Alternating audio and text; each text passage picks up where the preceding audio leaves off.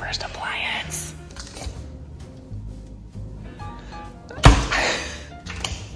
So I'm standing in here in what will be our kitchen. And this room is probably the room that has undergone the biggest change out of everything that we've done on this school in the last 3 years. So this room was actually subdivided into some bedrooms previously, and about the half of the classroom was just like blocked off and not used at all. And we found some fun stuff in here. And the brick was really bad back here. You could actually see through to the outside from this wall, which is not what you want in your house. But after 3 years of work, it's looking like this.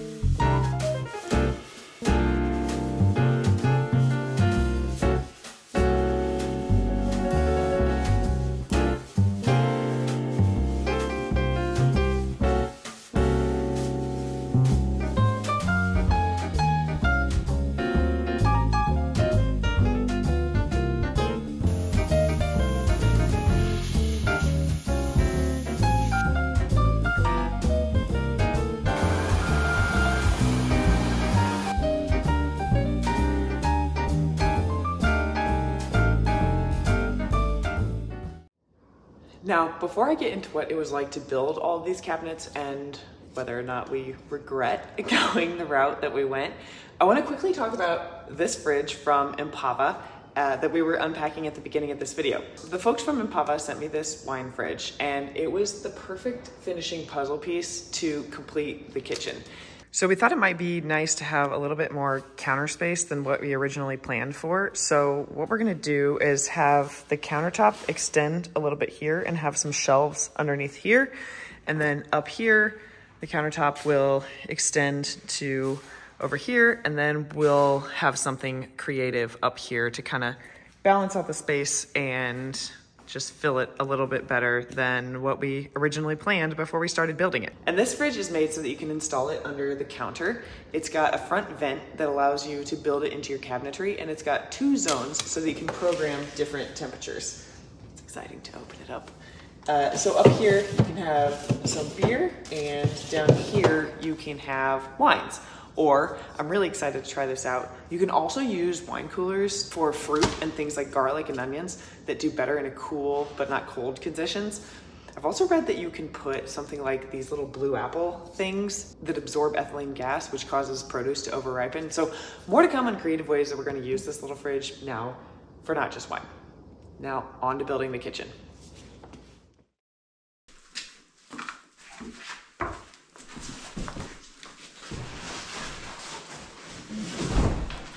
Oh, that's one of the little skinny ones. Yeah.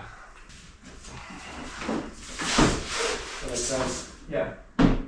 So right now we are putting together our cabinets, and we've got some bathroom vanities over here, and these are all of our kitchen cabinets, which we've actually had for over a year, right? We've had for maybe a year and a half. Year and a half, yeah. Yeah. Because the kitchen is so large, we have a daunting task ahead of us because we didn't go with like custom pre-made cabinets. We did IKEA bases, and then we were doing this company called Semihandmade that makes the nice cabinet fronts.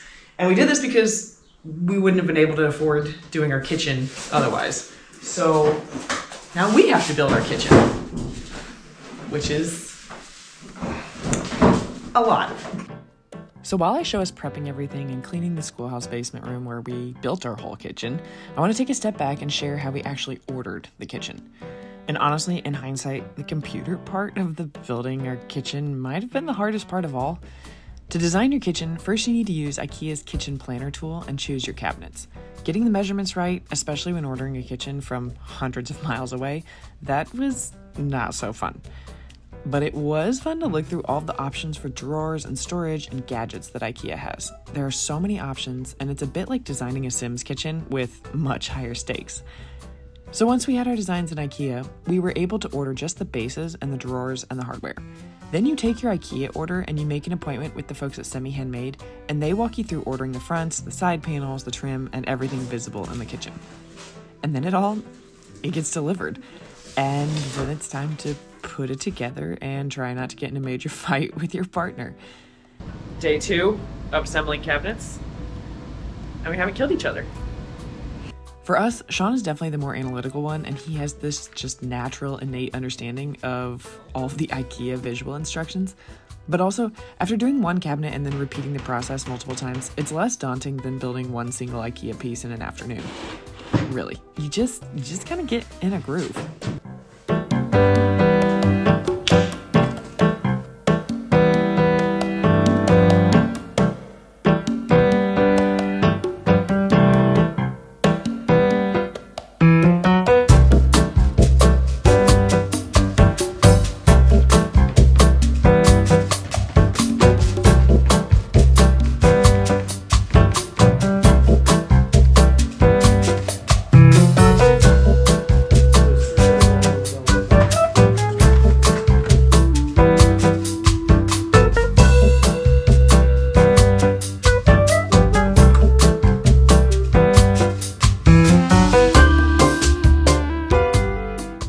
Definitely losing sleep trying to figure out how in the heck we were going to build all these cabinets and drawers, but the building part, this part, it took a lot of time, but it was less stressful than the ordering.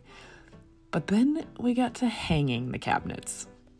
So this is our range hood, and we're getting ready to install it in the brick so that we can put power to it. The brick is really hard, but we've got my friend Chad to help us mount it with some big old bolts.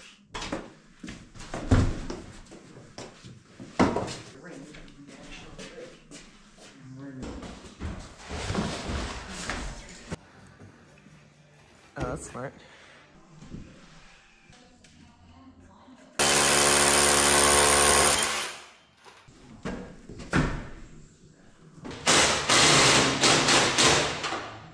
These aren't, yeah, that looks pretty dang good. How is it? Cool. You know how much I want to try paying from that?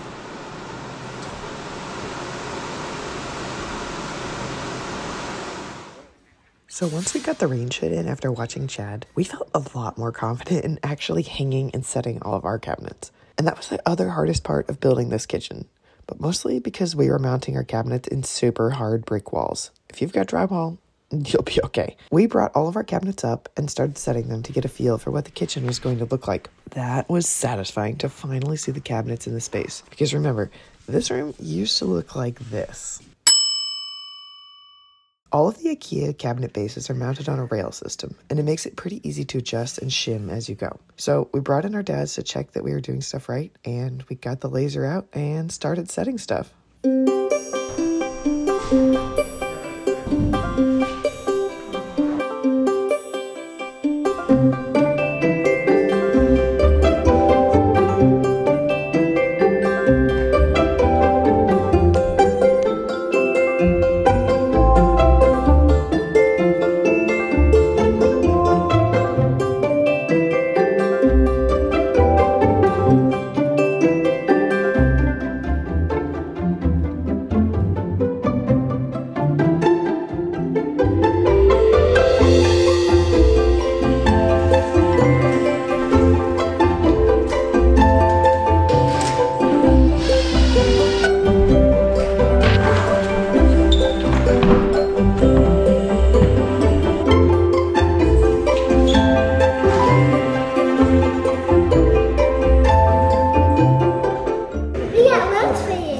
You brought lunch for me?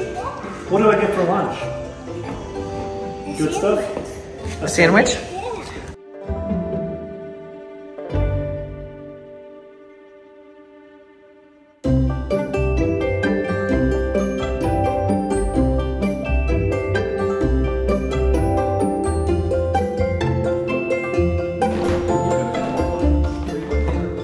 They just like snap in? Yeah. That's it?